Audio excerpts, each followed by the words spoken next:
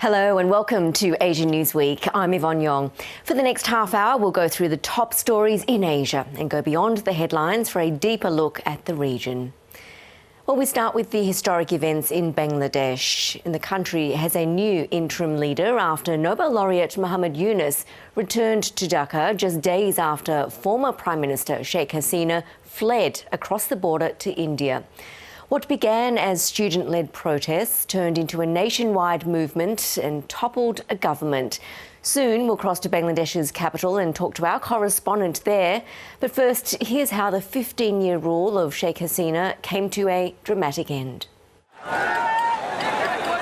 Political disgrace isn't any more complete than this.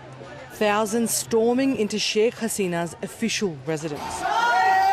Some just sat back on her couch and took in the chaos.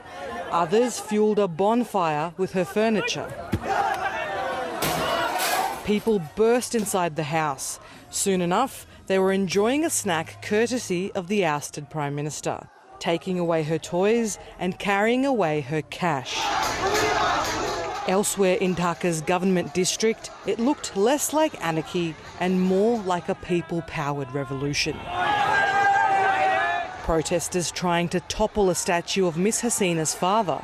He was also the father of her party and of Bangladesh itself. Now their political dynasty looks like it's over. This is not just the end of the tyrant Sheikh Hasina. With this, we put an end to the mafia state that she has created. Gone after a month and a week of protests, the world's longest-serving female head of government flees Dhaka. Sheikh Hasina first took power in the 1990s. She survived assassination attempts and jail. But when she returned to office in 2009, she seemed determined to remain there, ordering police to crush the student protests that began in July and which have now prized her from power. I think she is so disappointed that after all her hard work, for a minority to rise up against her, I think she's done. But Miss Hasina's supporters were few and far between last night, with celebrations over her departure abroad, hundreds out in Western Sydney. Many wondering if calm will now return or if Monday's chaos was just the beginning. Well, let's go to Dhaka now, and Meghna Bali is with us. Now, Meghna, can you tell us a bit more about the mood that is there right now? Yeah, that's right, Juan. Look, I've been in Dhaka for a couple of days now, and there is a relative calmness to the city after weeks of these horrific images of death and violence. I mean, to give you a sense of it, you know, we've got sort of very light traffic on the streets, and in fact, the student protesters themselves have been directing traffic on the roads because there's been a complete withdrawal of police from Dhaka in these last few weeks. So, you know, last night I went along to Dr. Muhammad Yunus's oath-taking ceremony, and the scenes out there were absolutely jubilant. I mean, this moment has come after 5 weeks of, an uprising against former Prime Minister Sheikh Hasina's, increasingly autocratic rule. So it's a big moment for history right now, for the history of Bangladesh right now. And I think it's probably best described as a tense calmness. Well, Meghna, we know that Sheikh Hasina has fled to India. How have relations with New Delhi been affected? Some trade across the border has been paused, I understand. Yeah, that's right. Look, India and Bangladesh have a really important relationship, and Prime Minister Hasina enjoyed a really friendly relationship with New Delhi, and they were sort of steadfast supporters of each other's governments. This has certainly thrown all of that into flux. You know, when she was fleeing the country, India was, it sounds like India was the first place she thought of. The Indian Foreign Minister has confirmed that on very short notice, they received a request for her to come over to have all the clearances for her chopper to land, near about 30 kilometres from Delhi. So it just gives you a sense of how close that relationship is. In the 70s, when there was turmoil in Miss Hasina's family, when her family was assassinated, New Delhi provided refuge for her. But the challenge now is going to be how New Delhi is able to support their friend while sustaining, this long-term relationship with the new regime in Bangladesh. Another challenge, there seem to be concerns about an increase in attacks against Hindu minorities in Bangladesh. Yeah, that's right. We are hearing these reports, over these last few days after the resignation and flight of Prime Minister Hasina. Bangladesh and particularly Dhaka did go into a state of anarchy, and we've been hearing sort of incidents of looting in the dead of night, and yes, attacks across the entire countries on the Hindu minority. The Hindus form about 8% of the 170 million population here, and we've sort of seen reports that there were attacks on schools, homes and businesses in about 45 of 64 districts across the country. We've also heard reports of hundreds trying to flee to India but being stopped by border officials. So this is very much an issue right now in the country, and Dr. Yunus has made a statement about this and urged calm and urged people to really stop these attacks and come together and unite as a country in this moment. Meghna Bali in Dhaka, thank you. Thank you. In Thailand, there's fresh political tension after the country's top court disbanded the MoveForward party. The opposition party won the most seats at the last election, but was blocked from forming a government by conservative forces in the military-appointed Senate. Southeast Asia correspondent Bill Birtles reports. The Constitutional Court's decision to dissolve the MoveForward party was expected, and this was based on a complaint from an election body that claimed that MoveForward's pledge to ease punishments for those who criticise the monarchy in Thailand subverted the Thai state, with the royal family at the top. The Constitutional Court is seen as being very closely aligned with the pro-royal establishment, and so it came as no surprise that it ruled that the MoveForward party must be dissolved. Now, a bit of history. MoveForward won the most seats in the elections earlier this year in Thailand. As a progressive opposition force, there was great excitement about it. But when it tried to form a coalition government, it was barred by the military-linked Senate in the Parliament. Now the party is being dissolved, and 11 top leaders of the party will be barred from being involved in politics in any way for the next decade.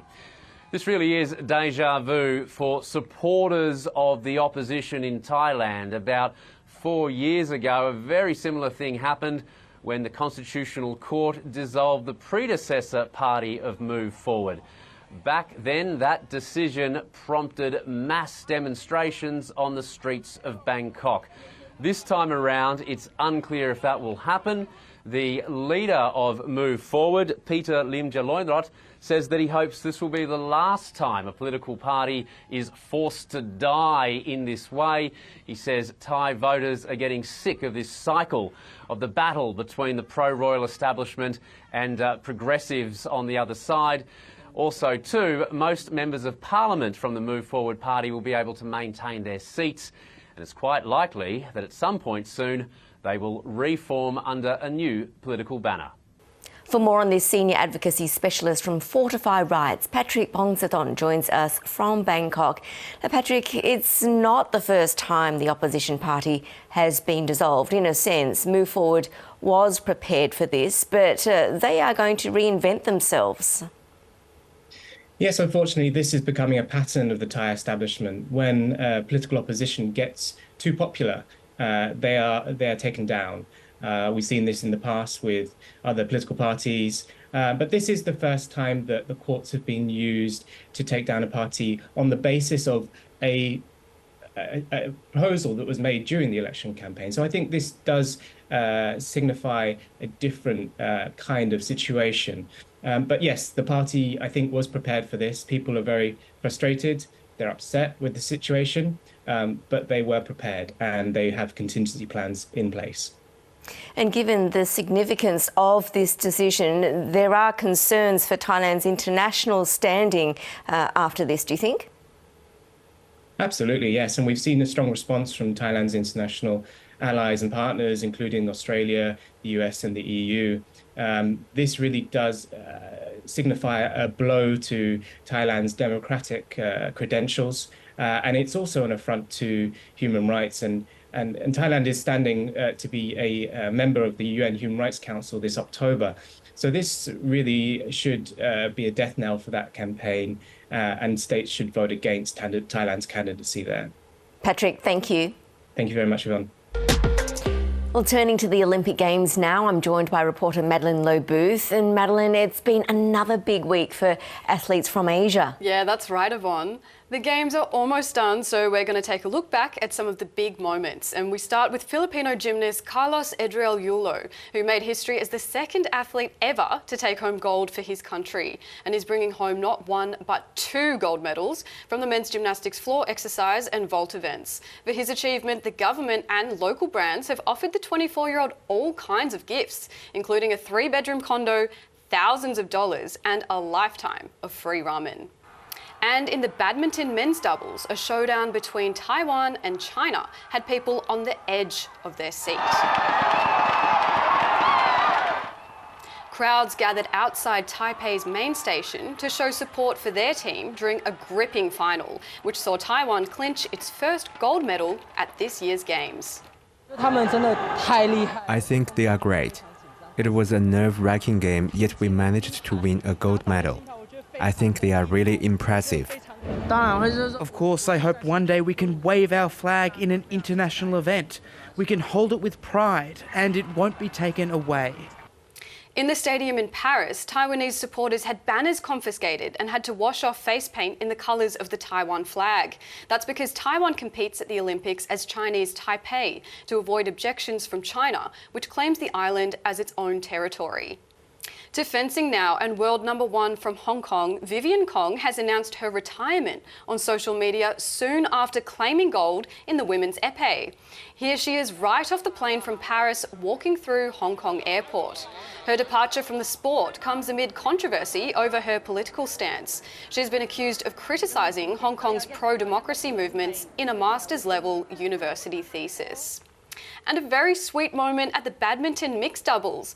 Huang Yachung's got more than gold. She received a marriage proposal in the City of Love.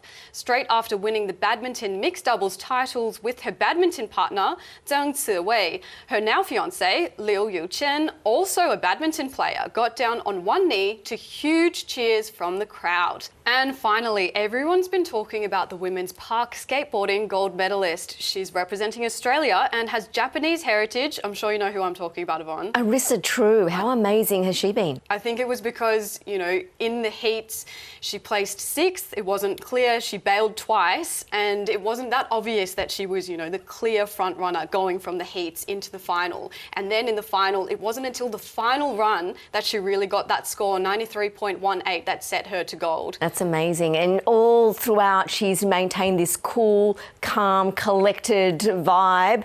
And she's also beat some Japanese contenders as well. Why are they doing so well at this sport? There's a couple of reasons why. People are saying that perhaps it's because, living in a denser geography, and there's tight security as well. There's a culture where, people do see skating as a nuisance. So people are driven to skate in skate parks, warehouses set up to train really seriously. So it's a really interesting reason why, Japan is just so good. But other countries are catching up too. Madeline, thank you. Thanks, Yvonne.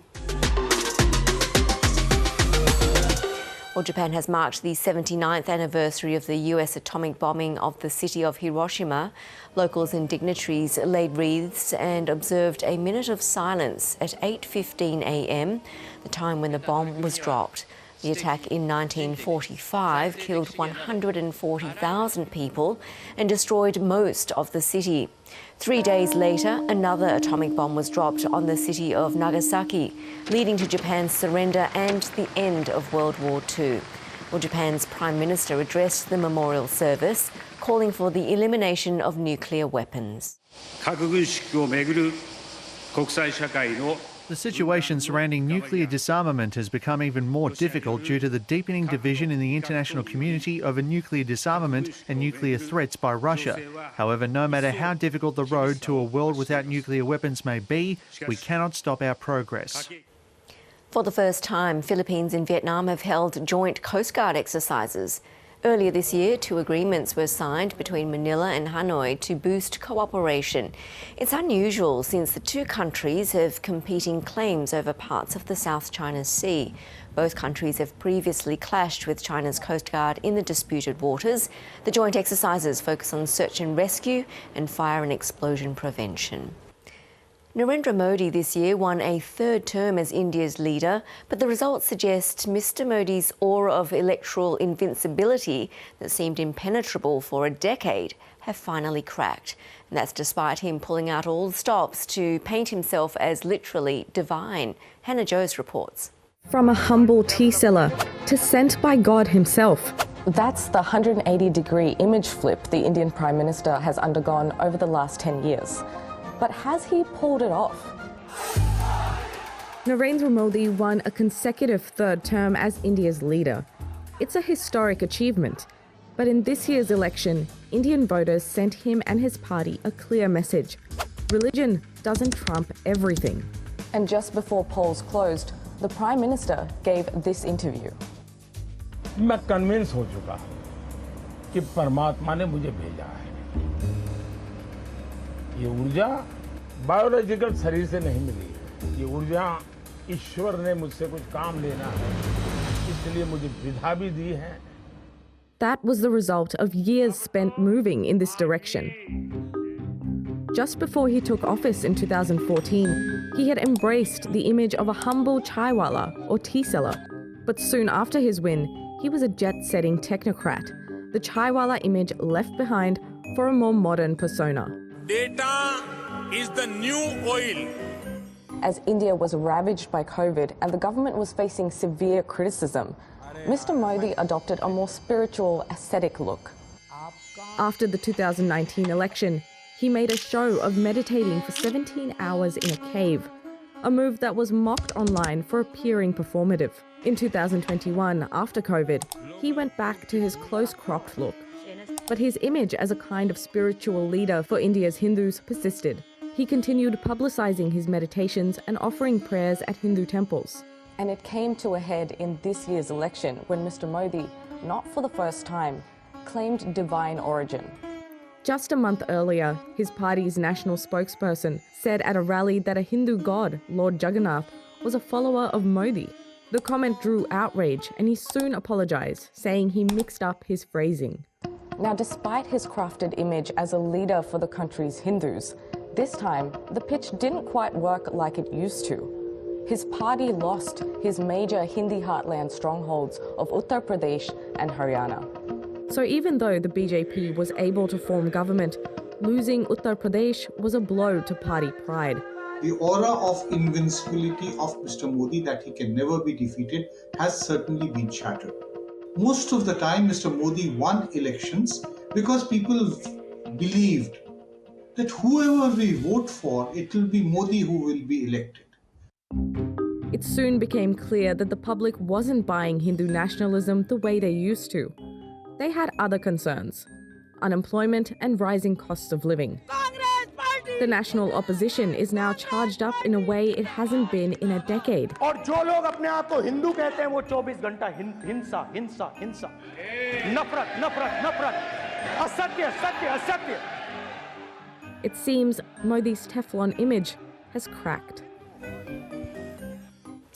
And finally, while the world is keeping a keen eye on Olympic athletes, locals in Thailand are watching a different kind of track star.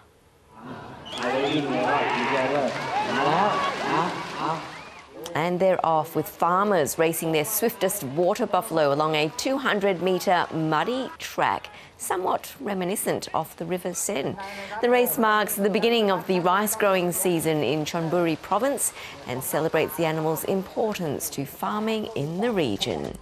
Well, that is all we have time for. Thank you for watching. We'll see you next time and bye for now.